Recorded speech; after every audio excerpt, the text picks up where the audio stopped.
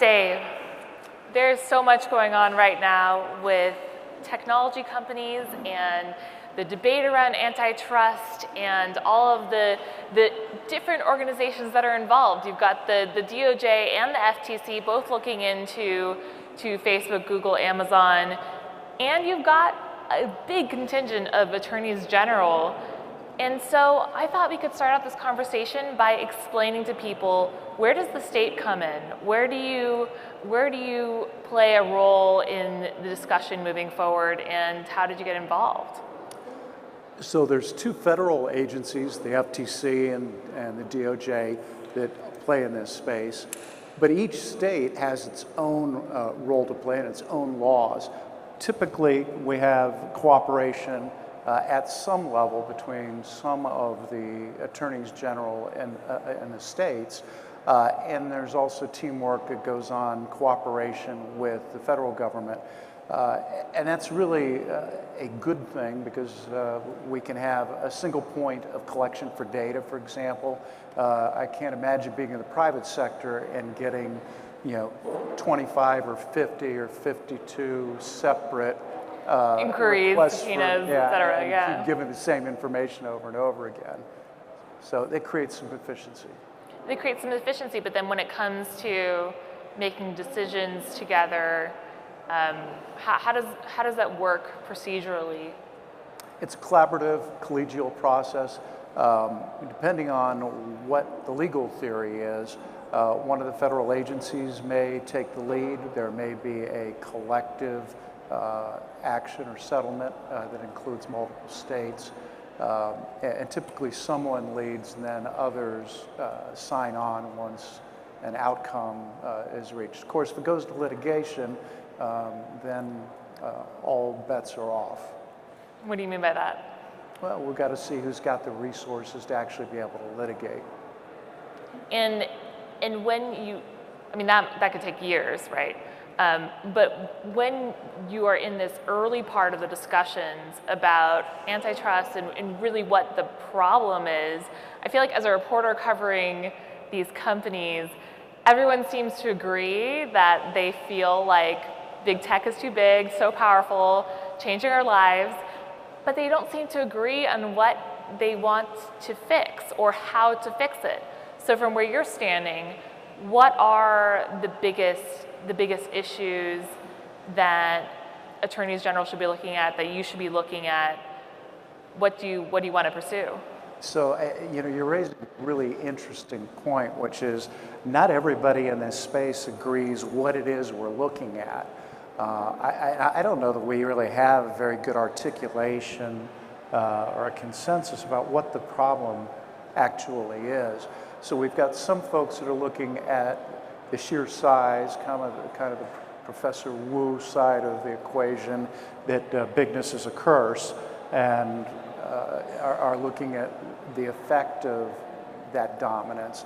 There's other folks that are looking at different economic models that are not so impressed with the size, but what is the size being used to actually do, and what are those impacts? Then there's some other folks, like my friend Josh Hawley in the Senate, who is arguing that there are other social, non-economic consequences that we ought to be thinking about. And all these are kind of getting mashed together in the discussion, and after we've done some fact-finding and some thinking, we're going to have to decide what it is we're actually arguing about, I think. Where do you see the harm? I mean, it seems like I've heard you talk before about how maybe the consumers using these products are not actually the consumers that are affected by their economic power. There are also considerations for M&A, for the advertising market, for all of these other things that are components of the power that Facebook and Google have over our lives. Where do you start looking? So there's lots of information that's being sought, and I'm legally bound not to discuss that. But I will say, I think that this is kind of sounds an antitrust, but that really what we're talking about is the aggregation of power. And you and I have talked about this a few times before. if we think about power through time, we had the first wave of power was the use of force and government authority. And when we got to a place where there was sufficient scale and standing armies and the administrative state and the ability to collect taxes and whatnot in an efficient way, that aggregation of power, we ended up trying to break that up or to limit it. That's where the separation of powers doctrine came from in our Constitution and a lot of other thinkers within Western thought. The second wave was economic power after the Industrial Revolution. For the first time, and you've probably all seen the hockey stick graph of right in the middle of the 19th century, economic output after being essentially globally stable for millennia, suddenly shoots through the roof. That allowed a few people to aggregate power using economic means. So we had physical force and political power as the first wave. The second wave was economic power and resulted in the antitrust regime that we have. Today, there's this third wave of power that, again, is being aggregated by a relatively small number of people. Power is always antithetical to individual freedom. And so we're once again at the same place where we have to talk about what is the right way to regulate or limit or separate the power that is being gathered. I'm not entirely sure that the antitrust jurisprudence we have is adequate to the test, which brings us back to our first point. We really need to figure out what it is we're trying to solve before we get there. And break them up has become this rallying cry among politicians on both the left and right, but it's so vague, and it might not even be legally possible, right? Do you think that breaking up the companies is the right way to go? Well, it's too early to talk about remedy when you haven't identified the problem, but I'm not really sure that breaking up Facebook works. The network effect that makes it valuable and creates the user base is probably not susceptible to regional bell kind of approach. There's questions about vertical integration, and I think we have to talk about that. But more importantly, I think we ought to be thinking about the remedies that we discuss. Those of you who are my age will remember that when you got your first mobile phone number, it was tied to your carrier. And you really had to think twice about going to a cheaper, better, more innovative carrier, because everybody that you knew, you had to tell them what your new telephone number was. Well, one rule change, going to number portability, opened up that market and broke the tie to the individual platform. So there's not a direct corollary to that, but that kind of thinking about freedom, aggregation of power is, I think, maybe a more fruitful way than just taking a sledgehammer and breaking up some platforms and ideas that, frankly, have had remarkable good transformative results in society. One thing about, we should put up our poll question as we're talking about this. One thing that is happening, though, as regulators start to debate how we should remedy these solutions, Facebook is more tightly integrating its properties behind the scenes. You've got Messenger, WhatsApp, and Instagram, and they're all going to be closely tied on the back end so that users can send messages between them. That's only going to increase the amount of difficulty with any sort of untangling of that. What do you think? Are you guys discussing the current moves of the companies? Should the company have to stop doing those things while these questions are being answered, or? Well, I don't think you can stop innovation in the market to wait for a settlement of what could be a several-year process, particularly in the tech world. Yeah, and in that discussion about integrating those messaging products, the encryption that that would allow, I know another big issue that you pursue as an attorney general is the opioid crisis. Are you worried that more illegal activity would be difficult to track in a post-encryption world, or do you think that the privacy good outweighs that? Well, sure. Criminal activity always innovates, and law enforcement has to innovate as well. The whole question about backdoor keys and encryption has been going on for quite a while. We had the issue about breaking into Apple phones a few years ago. Law enforcement finally figured out how to do that. And this will be an evolving kind of thing, I think. So we've got this poll up here, which should be the government's top concern with big tech. Got some answers coming in. I don't know if you would agree with the options we put up here. If there's another one that you think is your top concern, I'd be curious to hear what your poll answer would be. Well, this is very interesting, and the criminal activity, as a law enforcement officer, I'm disappointed that that's not higher than 2%. Makes me wonder what all y'all are doing out there. But I think these are four of the questions, and realistically, if we go back to the idea that I had that this is really about the aggregation of power in a few hands, every one of these poll questions go back to that central idea: who's in control and how much control do they have? And if the government decides to take some of that back we've seen this debate in the last couple of weeks about whether Facebook should allow politicians to lie in their campaign ads. If the government starts to say what people can and can't say on Facebook, does that concern you? Well, I'm worried about binary choices here, that we either talk about the government taking back control, or that we're talking about freedom and enterprise being allowed to do whatever it wants. Going back to that first wave of power, one of the controls that we had on it was that all power that wasn't delegated to the government remains with the people. And that's the third, the tripartite choice, I think. It's not a binary choice, but a tripartite choice when we're thinking about who gets what pieces of what. Let's not forget that by empowering the people, the users, we actually may have the soundest and widest ranging and safest check on power. Of course, that raises the real question that always comes up in antitrust: who is the consumer? Right. It's not all y'all. It's not us. We're the product.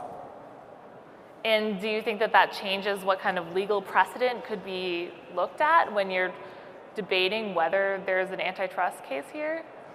I'm humble enough to say that I don't have every answer here.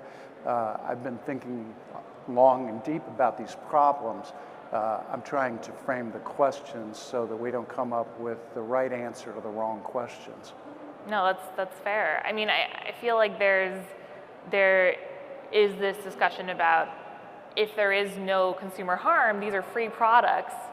And if you're saying the consumers are the advertisers and we're the product, then are advertisers the ones that need to speak up or move their money around if they want to denote harm here, or how does it work? Well, and that raises an interesting question. We're kind of operating under this consumer harm model that we, since the late 70s, the University of Chicago model. But if we think about this as primarily not an economic problem, but a problem of the aggregation of power in the hands of a few, then that changes that question a little bit. I don't think anybody would really argue that a few of the big tech players have aggregated an amount of power that would permit them to abuse that power to produce harm, to move an election, to limit debate or freedom of speech, or to create economic harm, to just make sure you don't get into the marketplace. that's a separate issue from have they created it. Do we not have the ability and the right as a society to say we want some guardrails so that that power isn't abused and that we should be able to do that prior to there actually being harm? I mean, it's kind of like saying we're not going to have a law against bankruptcy, or we're not going to have a food purity law until we have bank robberies or people are getting sick from bad food. I remember this, there was this internal poll question at Facebook in the months before the 2016 election, and every week they have a Q&A where Mark Zuckerberg talks to employees and they all answer a popular poll, and one of them was, should we prevent Donald Trump from becoming president? Do we have a responsibility to prevent Donald Trump from becoming president? And the fact that that was a question on the poll denoted sort of the power that Facebook does have to exercise its control over society. Not that they would exercise it, but we're seeing right now in the election that people on both sides are trying to get them to make policies that would benefit their campaigns. So what do you think about, not just about the antitrust argument, but about these companies as the center of the future of debate, of political debate? So some people are arguing that some kind of a public utility model is appropriate. I'm not sure I like that, because it's one thing to regulate natural gas, it's another thing entirely to regulate a political conversation. I think it's a really good question, and the fact that Mark Zuckerberg did not think that was, or the people that wrote the petition or the question didn't think that that was an absurd question to ask is the frightening thing. Implicit is, we could do this if we want to. Do we have a responsibility to do it? And that's why we're having this conversation. Do you think that tech companies should run political advertising? Should do what? Should be able to run political advertising despite what that advertising may say? Well, as somebody who buys political advertising once every 4 years, I certainly don't want to have Facebook off limits to my campaign. Absolutely. And what do you hope is the way that you and the other attorneys general collaborate going forward with the government?